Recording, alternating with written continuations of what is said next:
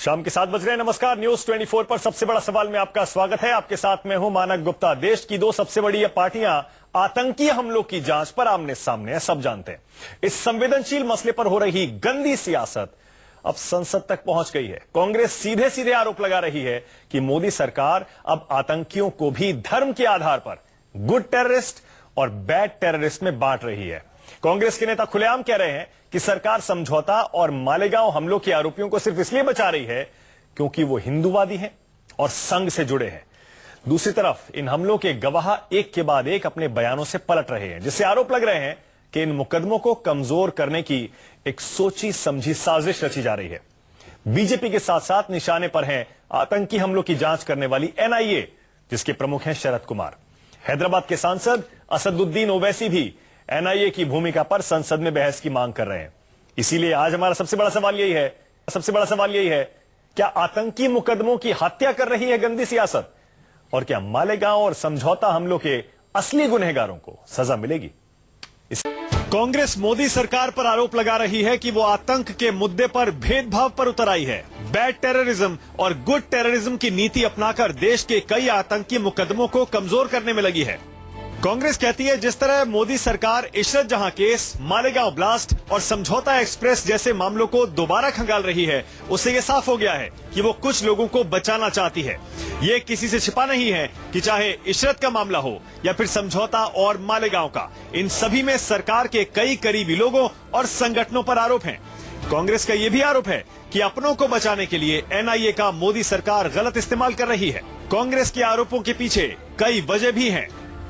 समझौता blast case में 19 गवाह पलटे, अजमेर ब्लास्ट केस में 21 गवाह पलटे, मालेगांव से जुड़ी सरकारी वकील दबाव का आरोप लगा चुकी हैं।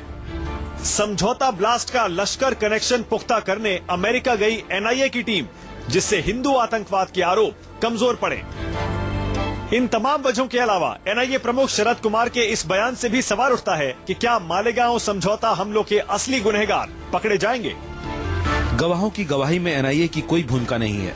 ये मामला गवाहों और कोर्ट के बीच का होता है। सच तो ये है कि गवाहों की याददाश्त कमजोर पड़ गई है। ज्यादातर गवाहों ने हमसे शिकायत भी की है कि हमारे पुराने बयान जोर जबरदस्ती से दिलवाए गए थे। सिर्फ कांग्रेस ही नहीं, एमआईएम अध्यक्ष असदुद्दीन ओवैसी ने भी एनआईए की भूमिका पर सवाल उठाए हैं। ओवैसी ने संसद में बहस की मांग तक की है, लेकिन एनआईए प्रमुख शरद कुमार ने दबाव के सारे आरोपों से इनकार किया है। इन सारे मामलों में जांच पहले ही पूरी हो चुकी है। आगे और जांच की गुंजाइश नहीं है, इसलिए जांच से छेड़छाड़ का सवाल ही नहीं उठता। मक्का मस्जिद ब्लास्ट से कोई गवाह नहीं पलटा है। सवाल ये भी है, क्या सीबीआई की तरह ही एनआईए भी सरकार के हाथों की कठपुतली होती है, और क्या आतंकी मुद्दों की हत्या कर रही है गंदी सियासत? संजीव त्रिवेदी, दिल्ली, न्यूज 24। आज का सबसे बड़ा सवाल, क्या आतंकी मुकदमों की हत्या कर रही है गंदी सियासत, और क्या मालेगांव और समझौता हमलों के असली गुनहगारों को सजा मिलेगी? इसी पर बहस करने के लिए बीजेपी से मेरे साथ जीवीएल नरसिम्हा जुड़ रहे हैं, कांग्रेस से मेरे साथ चरण सिंह सप्रा जुड़ रहे हैं, और स्क्रीन पर आप देख सकते हैं सामाजिक कार्यकर्ता कमाल फारूकी साहब जुड़ गए हैं, आरएसएस के विचारक राकेश सिन्हा जुड़ने वाले हैं, और समाजवादी पार्टी के अबू असीम आजमी मुंबई से जुड़ेंगे थोड़ी देर में। आप सभी का स्वागत है। पहला सवाल आप ही से है जीवीएल। कांग्रेस कह रही है अब आप गुड टेररिस्ट और बैड टेररिस्ट खेल रहे हैं सिर्फ इसलिए क्योंकि कुछ टेररिस्ट के लिंक्स आपसे जुड़ रहे हैं, इसीलिए आप उनको बचाने की कोशिश कर रहे हैं जीवीएल, और उसके पीछे वजह भी है जो हमने अपनी रिपोर्ट में दिखाई है। जीवीएल। मानक, पूरे देश के सामने सारे सवाल है। ये किसी पार्टी की प्रेस कॉन्फ्रेंस से कुछ कहने से देश की जनता मानने वाली नहीं है। कांग्रेस पार्टी इस देश के नागरिकों से, खासकर हिंदुओं से क्यों नफरत करती है? क्योंकि एक दो घटना को लेकर सोनिया गांधी, राहुल गांधी, सुशील कुमार शिंदे और चिदंबरम, वो सरकार में यूपीए सरकार के गृह मंत्री थे, वो हिंदुओं के खिलाफ साजिश क्यों रचा? भारत की संप्रदाय को और हिंदू समुदाय को बदनाम करने की क्यों कोशिश किया? तो इसमें किसी आतंकवादी घटना में किसी प्रकार की इन्वेस्टिगेशन से किसी को ऑब्जेक्शन नहीं है, बट लेकिन एक साजिश के तहत हिंदू समुदाय को उनको गलत पाने के लिए, उनको गालियां देने के लिए पूरे विश्व में भारत की चेहरे को छोटा करने के लिए कोई षड्यंत्र के तहत सोनिया गांधी, राहुल गांधी करते हैं, इसको और साजिश के अलावा क्या कहा जाएगा? जब मैं एक एक विषय आपको 1 मिनट में समझाऊंगा। जो समझौता ब्लास्ट है, समझौता ब्लास्ट में साफ तौर पर पूरे विश्व कह रहा है कि पाकिस्तान के आतंकी इसके पीछे है। यूनाइटेड स्टेट्स के ट्रेजरी डिपार्टमेंट ने निकाला है, आरिफ खसमानी जो एलईटी के ट्रेजरर है, एलईटी के फाइनेंशियर है, वो इन आतंकों के पीछे है। ये 2009-2010 की बात है, कांग्रेस को तब दिखती नहीं है। यूपीए सरकार मुंह आंख बंद करके किसी न किसी प्रकार से मोदी से बदला लेना है, बीजेपी से बदला लेना है, इसमें इस उनके जो हेट्रेड में पूरे देश की जनता को और खासकर हिंदू समाज को बदनाम करने की जो साजिश रचा है, उसका ही नतीजा है कि लश्कर-ए-तैयबा के साथ लेकर के कांग्रेस पार्टी इस देश के एक बड़े समुदाय को बदनाम करने की साजिश किया है। कांग्रेस पार्टी ये कतई माफी नहीं हो सकती है इसकी। मेरा सीधा आरोप है कांग्रेस पर, आपने अपने राजनीति के लिए पूरे समुदाय को क्यों बदनाम करने की साजिश किया है? आपने जो लश्कर-ए-तैयबा के बचाने के लिए, क्या लश्कर-ए-तैयबा कांग्रेस पार्टी का टेरर आम है क्या? जीवीएल एक सेकंड। जीवीएल, आपने बहुत सीरियस एलिगेशन लगाए। जीवीएल 1 मिनट, आपने बहुत गंभीर आरोप लगाए। आपने कहा कांग्रेस पार्टी हिंदुओं से नफरत करती है। पुष्टि करूंगा। आपने बहुत गंभीर आरोप लगाए। मैं दूसरा सवाल पूछ रहा हूं जीवीएल, मैं दूसरा सवाल पूछ रहा हूं। बिल्कुल। इसका मतलब यह हो गया जीवीएल, मालेगांव 2008 में अगर एनआईए की तरफ से खबर यह आती है कि प्रज्ञा ठाकुर के खिलाफ सबूत नहीं है, तो वो भी जांच अपने रास्ते पे चल रही है। 2 विटनेसेस, अहम गवाह अपने बयानों से पलट गए, उसमें भी कोई बड़ी बात नहीं है आपके हिसाब से। आप कह रहे हैं 2007 समझौता ब्लास्ट, 19 गवाह पलट गए, उसमें कर्नल पुरोहित को क्लीन चिट मिल गई, वो भी सब नॉर्मल है। और 2006 मालेगांव, जिसमें Rohini Salian special public prosecutor आरोप लगा चुकी हैं कि मुझ पर दबाव था, और जो चार्जशीट फाइल की गई थी वो भी मेरी मर्जी के बगैर सॉफ्ट चार्जशीट फाइल की गई थी। जीवीएल, इसका मतलब आप ये कह रहे हैं इन सारे के सारे केसेस में चार्जशीट हिंदूवादी लोगों के खिलाफ कांग्रेस सरकार की साजिश थी, और आप उस साजिश को बेनकाब अब कर रहे हैं, और एनआईए अब सही न्याय कर रही है, सही जांच अब कर रही है, आप ये कह रहे हैं? नहीं, बिल्कुल मानक, मैं किसी भी घटना में मैं ओवरऑल कांग्रेस की कॉन्स्पिरेसी लेकर वोट बैंक राजनीति करने के लिए, किसी समुदाय को अपने करीब करने के लिए, हिंदुओं से नफरत करना, आपका भाषण सुनने के लिए देश नहीं बैठा है। आतंक के खिलाफ भी बोलने का मौका दीजिए। आतंक के खिलाफ जो फाइट है उसको नहीं, मुझे खत्म करने दीजिए। आप तो रोज बोलते ही हैं। अच्छा, जो बोल ही रहे हैं, व्यक्ति को लेकर, किसी आरोपी को लेकर मैं नहीं कह रहा हूं। मेरा आरोप यह है कांग्रेस पार्टी वोट बैंक राजनीति के तहत एक समाज को बदनाम करके किसी और समाज को वोट पाने के लिए उनको ठीक है जीवीएल, आपने कांग्रेस का एलिगेशन का जवाब एलिगेशन से दिया है। आप कह रहे हैं आपकी सरकार किसी को बचा नहीं रही है, सिर्फ जिन लोगों को कांग्रेस ने गलत फंसाया था वो अब अपने आप बाहर आ रहे हैं। सप्रा जी जवाब दीजिए। 2014 तक मानक कांग्रेस की सत्ता थी, 2014 तक कांग्रेस पार्टी सत्ता में अभी आप रुकेंगे तो चार्जशीट फाइल नहीं किया गया। और सुन लीजिए सप्रा जी, बताइए सप्रा जी। थोड़े से टॉलरेंट हो जाइए। हाँ सप्रा जी बोलिए। जीवीएल साहब थोड़े से टॉलरेंट हो जाइए। टॉलरेंट हो रहे हैं, मैंने आपको बीच में नहीं टोका है। हाँ सप्रा जी बोलिए। आप एक्साइट मत होइए, मुझे पता है कि देश में चुनाव चल रहे हैं, आपको ये पोलराइजेशन की पॉलिटिक्स करके आपको कुछ वोटें हथियानी है, जो आप धंधा आज तक करते आए हो, आपके नेता करते आए, वो आप अभी करोगे। वो ठीक है, आपको एक चांस मिला मीडिया पे, आपने 3 मिनट 4 मिनट बोल लिया, लेकिन सवाल ये है कि आपको ये नहीं भूलना चाहिए कि असीमानंद ने खुद कहा था कि राइट विंग के लोग इन्वॉल्व हैं ब्लास्ट के अंदर, मालेगांव के अंदर भी, समझौता एक्सप्रेस के अंदर भी, जिसके तहत सारी कार्रवाई आगे शुरू हुई है। आज जो ये मुस्लिम लड़के जो एनआईए की जांच के बाद में छूटे हैं, इसमें असीमानंद जी का भी योगदान है, जिन्होंने खुद कहा था कि राइट विंग के लोग हैं, इसमें हिंदूवादी लोग इसमें इन्वॉल्व हैं। तो ये आप एलिगेशन कांग्रेस पे मत लगाइए। कांग्रेस ने कभी भी टेररिस्ट का इस तरह से विभाजन नहीं किया कि ये फलाना terrorist, good terrorist, bad terrorist.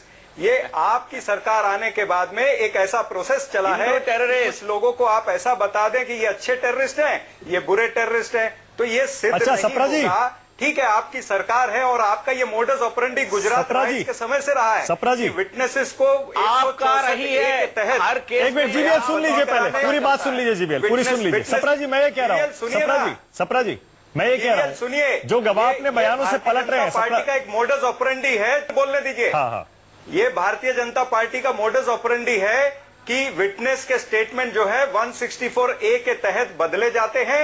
Gujarat के राइट्स में भी इसी तरह से हुआ, तो एक एक करके अमित शाह को छोड़ा गया, सभी को छोड़ा गया, और वही अभी मोडस ऑपरेंडी यहां पर लग रही है कि 164 के तहत विटनेस स्टेटमेंट बदलेंगे और गुड टेररिस्ट और बैड टेररिस्ट इस तरह से। लेकिन सप्रा जी एक बात बताइए, सप्रा जी एक बात बताइए, सप्रा जी तक ऐसे करेंगे, सप्रा जी एक बात बताइए, सप्रा जी एक सेकंड, सप्रा जी एक सेकंड, सप्रा जी ये जनता देख रही है। सप्रा जी सुनिए सर, फर्क नहीं रखती सर है एक बात तो हिंदू सुनिए टेररिस्ट और दूसरे सर, ठीक है टेररिस्ट। आपने आरोपों का जवाब दे दिया। सप्रा जी अब मेरा सवाल सुनिए आप, मेरा सवाल ये है सप्रा जी आपसे कि जब कोई गवाह अदालत में अपना बयान बदलता है, एनआईए के चीफ शरद कुमार कहते हैं इससे हमारा कोई लेना देना नहीं है, क्योंकि गवाह का बयान गवाह और अदालत के बीच का मामला होता है, इसमें इन्वेस्टिगेटिंग एजेंसी का कोई रोल नहीं है। अगर गवाह अपने बयान से पलट रहा है, इसके लिए आप सरकार या फिर एनआईए को दोषी क्यों मानते हैं?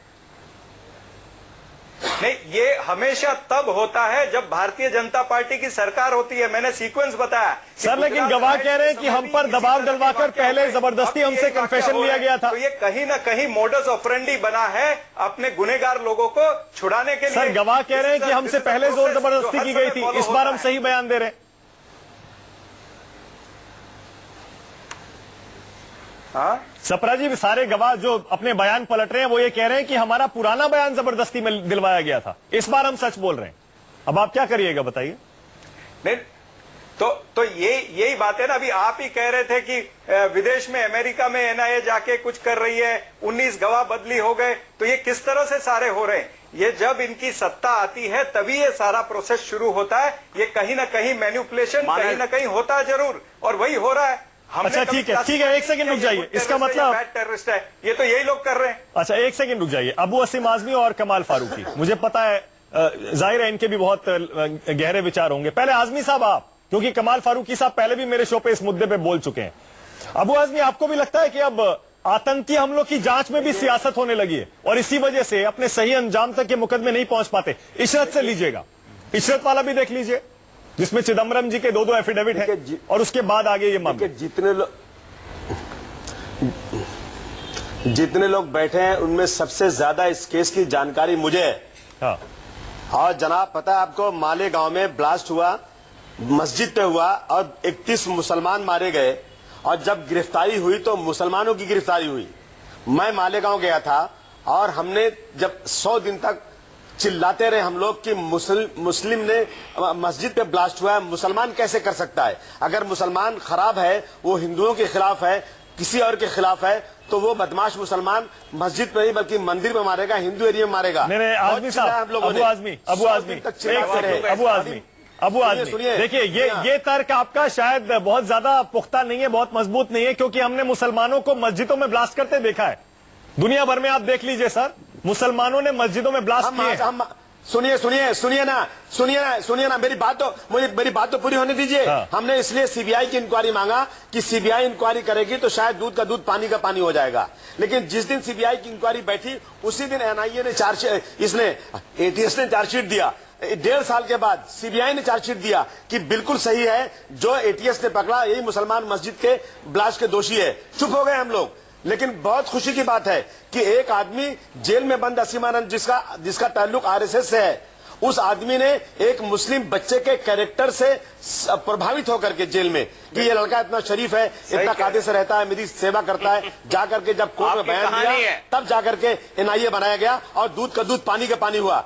कोई कहानी नहीं है, जानबूझ करके इन मुस्लिम बच्चों को पकड़ा गया, मार के रघुवंशी ने, मैं नाम लेता हूं अफसरों का, इन अफसरों के सुनिए राजवर्धन, रघुवंशी, इन लोगों के हाथ में हथकड़ी होना चाहिए। बात सुनो मेरी, आप लोग बात सुनने की कोशिश करो जरा आप। सचिन कदम, अरुण खानवेकर, वसंत ताजने, इन सब लोगों ने इन बेचारे मुसलमानों को नंगा करके मारा, लटका के मारा, इनकी औरतों के बारे में गलत बातें किया, इनसे जो चाह लिखवा लिया। दूध का दूध पानी का पानी 10 साल के बाद हुआ है। इंसाफ नहीं मिला है अभी इंसाफ अबू उस आजमी, वक्त होगा जब अबू इन आजमी, अफसरों के हाथों में हथकड़ी होगी। अबू ये आजमी जेल की साहब, सलाखों के पीछे क्या होंगे। ये फैक्ट नहीं है, जी हाँ। क्या ये तथ्य नहीं है अबू आजमी साहब कि जो जी हाँ। 8 लोग छोड़े गए हैं उसमें से 2 लोगों पर मुंबई के 7/11 के हमलों में भी आरोप है सर?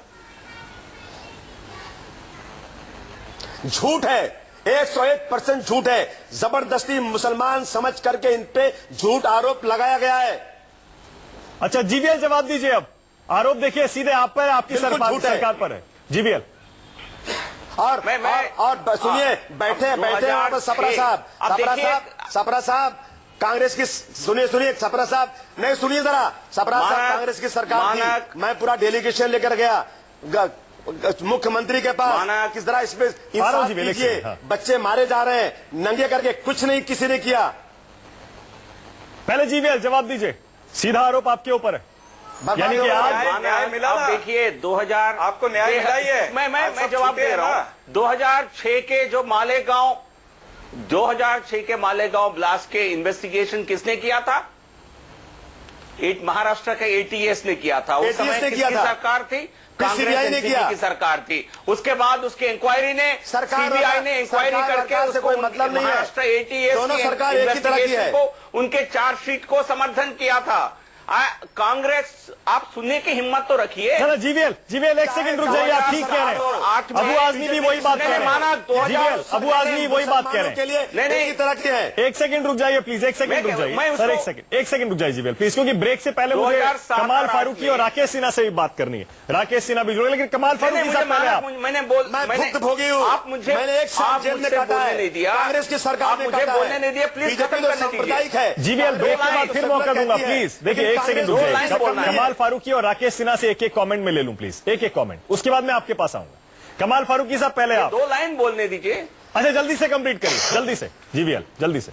जीवीएल आप बहुत बोल चुके हैं, तो कम से कम दूसरों को बोलने का मौका दीजिए। इन्वेस्टिगेशन में महाराष्ट्र एटीएस और सीबीआई ने, जो कांग्रेस के सरकार रहते हुए केंद्र में और राज्य में जिनको चार्ज किए, जिनको पकड़ा, वो आज कोर्ट से बरी छूटे हैं। बट लेकिन इसमें साफ साफ इन लोगों की हाथ है। ये उनकी सरकार की अगर एटीएस और सीबीआई उस समय कांग्रेस ने बनाई थी, तो फिर एनआईए भी कांग्रेस के समय में लगी। एनआईए 2009 में बनी, 2010 में ये केस एनआईए के पास गया। एनआईए भी सर 1 सेकंड, सपरा साहब 1 सेकंड, सपरा साहब 1 सेकंड प्लीज, औरों को भी बोलने दीजिए प्लीज, ब्रेक हो जाएगा फिर मेरे पास टाइम हो जाएगा। 1 सेकंड कमाल फारूकी पहले आप, सपरा साहब 1 सेकंड सुन लीजिए कमाल फारूकी साहब। कमाल फारूकी साहब आपको भी लग रहा है कि क्या जीवीएल देश को धोखा दे रहे हो झूठ बोल के? कमाल फारूकी साहब आपको लग रहा है कि ये गुड टेररिस्ट बैड टेररिस्ट का गेम खेला जा रहा है? आप गलत मत बोलिए, मुझे भी बोलना आता है। बीजेपी मिसगाइड कर रही है सरकार। सर प्लीज कमाल फारूकी को सुनिए सर। अगर आप जीवीएल को रोकेंगे, जीवीएल सपरा साहब प्लीज 1 सेकंड रुक जाइए प्लीज। अगर आप जीवीएल को रोकेंगे तभी बात कर पाऊंगा, मैं उस तरह का आदमी नहीं 1 सेकंड रुक जाइए। हाँ बोलिए कमाल फारूकी, जल्दी बोलिए सर। जीवीएल गलत बात करेगा तो हम करने नहीं देंगे। बात क्या है, बात क्या है भाई साहब, हम ये देख रहे हैं कि खेल नहीं, सबसे ज्यादा तो भारत के आप ही वो हो भाई, बाकी सब भारत विरोधी हैं, सब भारत के मसूद दुश्मन हैं, सिवाय आपके आप बस दोस्त हो। वो सही बात है बात आपकी। अफसोस की बात यह है कि जीवीएल के जो इनिशियल कमेंट थे, जो बिगिनिंग में कमेंट थे, वो खुद बहुत ही कम्युनल कमेंट थे। और ये हमारी प्रॉब्लम शुरू से रही है कि हम हिंदू टेररिस्ट और मुस्लिम टेररिस्ट की बात करते हैं। टेररिस्ट इज ए टेररिस्ट, और ये जो क्वाइन लफ्ज पहले किया था कि all Muslims are not terrorist but all terrorist are Muslim, ये आरएसएस के ही लोगों ने शुरू किया था। बाद में जब पता चला कि ये चीजें उल्टी हो रही हैं, मक्का मस्जिद में 145 लोग इकट्ठा बिल्कुल बरी हो गए, बाकी बच्चे बरी हो गए। और यहां पर जो जीवीएल साहब जो फरमा रहे हैं, भाई ये हमारी रिपोर्ट नहीं थी, किसी और की रिपोर्ट नहीं थी, खुद असीमानंद की बाकायदा डिटेल्ड में इंटरव्यू है उनका, और उनका 164 के अंदर बाकायदा जज के आगे बाकायदा कमेंट था। हम नहीं कह रहे ये बात, ये उन्होंने खुद कही थी। तो इन तमाम चीजों में से 2 चीजें साबित होती हैं, या तो पुरानी वाली जितनी भी एनआईए और सीबीआई वगैरह की इंक्वायरी थी वो गलत थी, या अब की गलत है। दोनों में से दोनों चीजों के अंदर एनआईए इन्वॉल्व है, पहले वाली चीज में भी इन्वॉल्व है, आज की चीज में भी इन्वॉल्व है। तो इस बात का मुझे बताएं कि कौन सर्टिफिकेट देगा कि पहले वाले एनआईए ठीक थी या आज के ठीक? असल मुजरिम कौन है ये कैसे पता चलेगा? बिल्कुल सही मुल्क के दुश्मन है जिन्होंने टेररिस्ट एक्टिविटी करी थी, चाहे वो किसी मजहब से भी ताल्लुक रखते हो। लेकिन ये क्या इसके अंदर पॉलिटिक्स होगी? क्या अभी जैसे जीवीएल का शुरू में कमेंट था कि हिंदू समाज, अरे भाई हिंदू समाज और मुस्लिम समाज की कहां बात कर रहे हैं? चाहे टेररिस्ट है, अगर वो हिंदू है तो हिंदू नहीं है, मुसलमान है तो मुसलमान नहीं है। ये हिंदू समाज और मुसलमान समाज की आप बात क्यों कर रहे हैं? इससे साफ साफ हो रहा है। एक सेकंड सर, ब्रेक पर जाने से पहले राकेश जी का एक कमेंट मैं लेना चाह रहा हूँ। इसका कमाल फारूकी साहब, एक सेकंड प्लीज। क्या आप मुल्क को तकसीम करना ठीक है सर, एक सेकंड रुक जाइए। जीवीएल एक second please, Muslim terrorist Hindu terrorist करके बात सर एक सेकंड, एक सेकंड, एक सेकंड राकेश जी से चाह रहा हूं मैं छोटा सा कमेंट एक ब्रेक पर जाने से पहले। राकेश जी आप लेट जुड़े हैं, माफी चाहूंगा, थोड़ा टाइम दे पाऊंगा। राकेश जी आप सुन रहे हैं, कमाल फारूकी कह रहे थे पहले होता था ये कि सारे मुस्लिम टेररिस्ट नहीं होते, लेकिन सारे टेररिस्ट मुस्लिम पाए जाते हैं। लेकिन ये हिंदूवादी जो नेता और कार्यकर्ता जब से इन हमलों में इनके नाम आए हैं, तब से वो कहावत गलत हो गई है और इसीलिए अब सरकार बचाने की कोशिश कर रही है इन लोगों को। राकेश जी देखिए, मैं एक बात तो कह दूं कि आरएसएस ने कभी ऐसा प्रोपेगेट नहीं किया जैसा कमाल फारूकी साहब कह रहे थे। दूसरी बात मैं यहाँ ये जोड़ना चाहता हूँ कि ये कमाल फारूकी साहब हैं। जब एक आतंकवादी पकड़ा गया तो कहा कि मुसलमान होने के कारण पकड़ा गया, इसके कारण समाजवादी पार्टी ने उनसे अपने आप को अलग किया। अगर आप मुझको रेफर करेंगे तो जवाब देने का पूरा मौका दीजिएगा जी। अगर ये मुझको ठीक है सर, मुझे बोलने देने का पूरा मौका मिलना चाहिए। ठीक है, पक्का पक्का सर दीजिए। हाँ राकेश जी बोलिए। मुझे बोलने दीजिए। मैं दूसरी बात कह रहा हूँ। बहुत ही दुर्भाग्य की स्थिति है कि आतंकवाद जैसी बातों का भी राजनीतिकरण कर दिया गया है। इसका मैं एक उदाहरण बताता हूँ। मालेगांव का जो एटीएस जांच कर रही थी, उस एटीएस के हेड केपी रघुवंशी थे। जब तक सरकार की बात मानकर करते रहे तब तक तो ठीक थे। अचानक उनको सैक कर दिया गया। कांग्रेस सरकार को बताना पड़ेगा कि एटीएस के चीफ को आपने क्यों सैक किया। जिस मालेगांव में जब एक ग्रुप ऑफ टेररिस्ट कथित रूप से आरोपी पकड़े जाते हैं, जब उनको छोड़ दिया जाता तब तो लोग एंजॉय करते, कहते हैं माइनॉरिटी के साथ न्याय हुआ।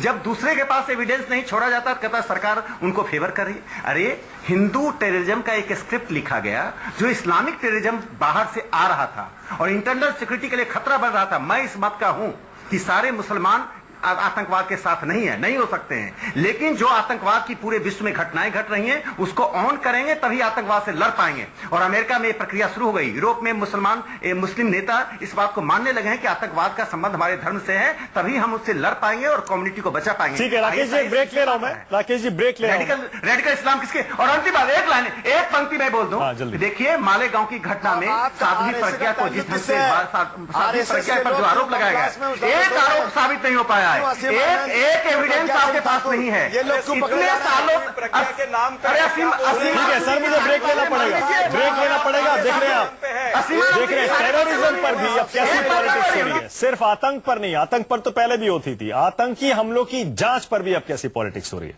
एक छोटा सा ब्रेक ले लें, सबसे बड़ा सवाल जारी है, देखते रहिए News 24।